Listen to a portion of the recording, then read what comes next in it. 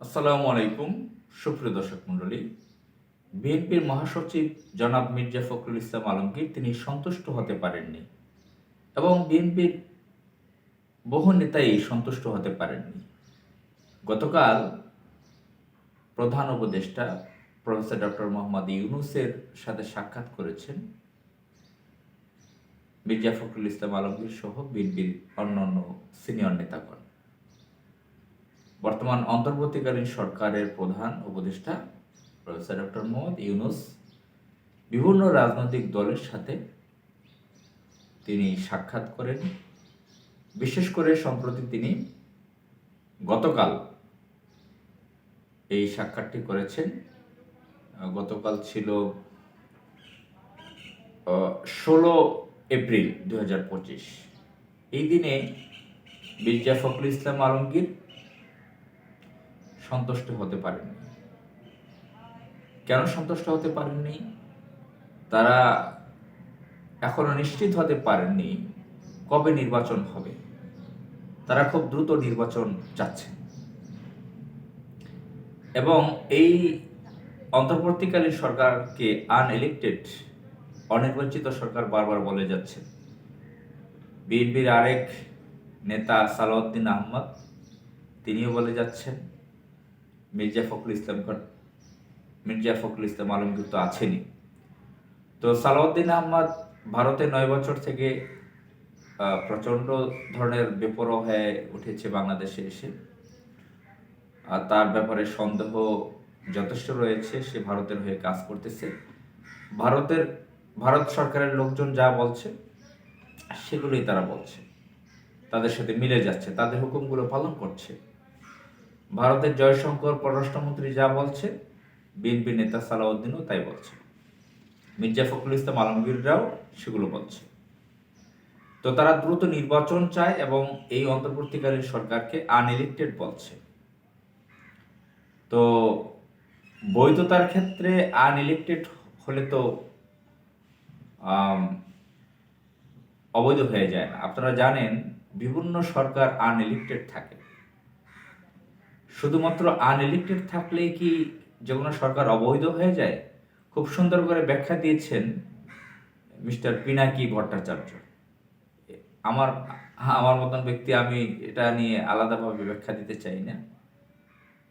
তিনি যেটা বলেছেন, ব্যাখ্যা দিয়েছেন, উপস্থাপনা করেছেন এভিডেন্স দিয়ে, সেটাই আমি সমর্থন করি। তো আনইলেক্টেড হলেই সেটা অবৈধ হয়ে যায় না। এই সরকার বিপ্লবের সরকার, এটা বৈধ সরকার, আমরা জানি। এটা সেই 111 সরকার না যেই আনইলেক্টেড সরকার অবৈধ ছিল। 111 সরকার ছিল হঠাৎ করে সেনাবাহিনীর লোকজন এবং বিদেশি সংস্থার লোকজন, বিদেশি দূতাবাসের লোকজন ষড়যন্ত্র করে একটি সরকার সেট করেছিল। আর এই যে ডক্টর মোহাম্মদ ইউনূসের সরকারটা হচ্ছে একটি বিপ্লবের মাধ্যমে সরকার হয়েছে। এখানে বাংলাদেশের মানুষের সমর্থন রয়েছে। বাংলাদেশের মানুষের পাবলিক সেন্টিমেন্ট, পাবলিক পারসেপশন হচ্ছে এই সরকার থেকে যাক। ডক্টর মোহাম্মদ ইউনূসের প্রতি রয়েছে তাদের প্রচণ্ড রকমের সমর্থন। বাংলাদেশের তরুণদের জেএনজি বলেন, জেএনজির উপরের নিচের যারা আছে, 40-এর নিচের বয়সের অধিকাংশই বিএনপিকে পছন্দ করছে না। আমরা দেখতে পারতেছি আমাদের সোসাইটিতে, বিভিন্ন প্রাইভেট ইউনিভার্সিটিতে, বিভিন্ন পাবলিক ইউনিভার্সিটিতে শিক্ষার্থীদের অধিকাংশই বিএনপিকে পছন্দ করতে পারতেছে না।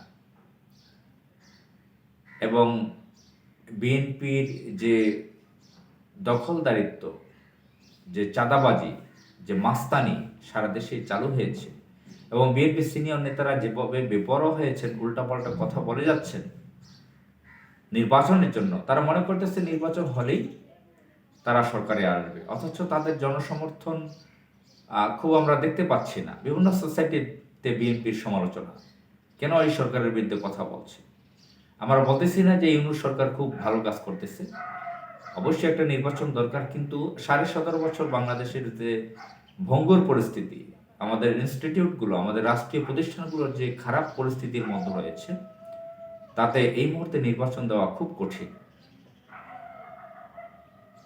তো একটু ভালো সংস্কার এনে ভালো একটা পরিবেশ পরিস্থিতি তৈরি না করে নির্বাচন দেওয়া সম্ভব নয়। তো এই জন্য মির্জা ফখরুল ইসলাম আলমগীর বিএনপি নেতাদের অপেক্ষা করতে হবে। তারা যদি বেপরোয়া হয়ে যান তাহলে তাদের জন্য বিপদ বড় ধরনের আসবে। তারা বাংলাদেশের মানুষের মন থেকে উঠে যাবে, তাদের পরিস্থিতি হবে ভয়াবহ। অলরেডি বিএনপির জনসমর্থন তলানিতে। জিয়া পরিবার কি অবস্থান নিয়েছেন, কি চিন্তা ভাবনা করছেন আমরা জানি না। তো বিএনপির পরিস্থিতি ভালো না। তাদের উচিত শুভবুদ্ধির উদয় হওয়া।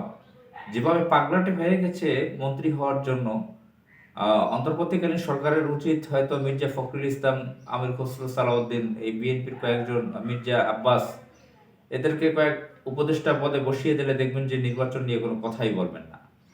মির্জা আব্বাস, মির্জা ফখরুল, আমির খসরু মাহমুদ চৌধুরী, সালাউদ্দিন আহমদ সহ কয়েকজনকে উপদেষ্টা বানিয়ে দিক, মন্ত্রী পদমর্যাদার, দেখবেন যে তারেক রহমানের নামও বলবে না, খালেদা জিয়ার নামও বলবে না, নির্বাচনের কথাও বলবে না। এই বেঈমান মুনাফেক যারা 17.5 বছর কোনো আন্দোলন জমাতে পারেনি, যাদের মুরদ ছিল না আন্দোলন জমাবার, আজকে তারা নির্বাচনের কথা বলছে। শেখ হাসিনা যদি থেকে যেত তাহলে কি নির্বাচনের কথা বলতো? তো যাই হোক, এই মোনাফেক মির্জাফর কাপুরুষদের ব্যাপারে আমাদের সাবধান থাকতে হবে এবং জিয়া পরিবারের উচিত শুভবুদ্ধির উদয় হওয়া। বিএনপির যারা নীতিবান নেতা কর্মীগণ আছেন তাদের ব্যাপারটা খেয়াল করা উচিত। তাদের দল থেকে আবর্জনা মির্জাফর সরিয়ে ফেলা দরকার। আসসালামু আলাইকুম।